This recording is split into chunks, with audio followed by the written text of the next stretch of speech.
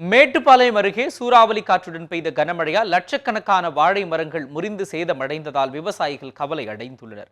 கோவை மாவட்டம் மேட்டுப்பாளையம் சுற்றியுள்ள பகுதிகளில் பல லட்சம் ஏக்கரில் வாழை விவசாயம் நடைபெறுகிறது. சிறுமுகை, காரமடை, வெள்ளியங்காடு மற்றும் பவானிசாகர் நீர்த்தேக்க பகுதிகளில் கடந்த சில மாதங்களாக நீரின்றி வாழை விவசாயம் கடுமையாக பாதிக்கப்பட்டது. இந்த நிலையில் வடகிழக்கு பருவமழையால் வாழை விவசாயத்திற்கு போதிய நீர் கிடைக்கும் என விவசாயிகள் எண்ணியிருந்த நிலையில் சூறாவளி காற்றுடன் வீசிய கனமழையால் லட்சக்கணக்கான வாழை மரங்கள் முறிந்து சேதமடைந்தன. இதனால் விவசாயிகளுக்கு பல லட்சம் ரூபாய் அளவில் சேதம் ஏற்பட்டுள்ளது. ஏற்கனவே வறட்சியின் பிடியில் சிக்கி தவித்த விவசாயிகள் தற்பொழுது வாழை மரங்கள் சாய்ந்ததால் கவலை அடைந்துள்ளனர்.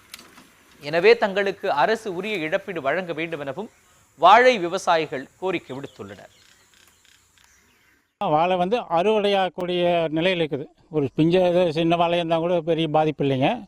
இந்த வருஷம்தான் ஒரு 4 வருஷத்தில் விலை கொஞ்சம் கூட கிடைக்கிறதுக்கு ஒரு வாய்ப்பு கிடைச்சிது.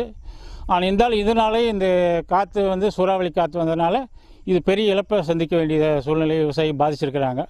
இது பார்த்திங்கன்னா இது ஒவ்வொரு வருஷம் இது நடந்துகிட்டே இருக்குது. அரசாங்கம் பார்த்து இதுக்கு ஏதோ ஒரு விவசாயிகளுக்கு ஒரு நஷ்டஈடு கொடுத்தாங்கன்னா, ஒரு விவசாயிகளுக்கு ஒரு ஊக்கத்தொகையை கொடுத்தாங்கன்னா கூட ஓரளவுக்கு அவங்க ஒரு செலவு செஞ்சதுக்கு ஒரு சின்ன ஒரு பலனாக கிடைக்கிறதுக்கு ஒரு வாய்ப்பு கிடைக்கும்.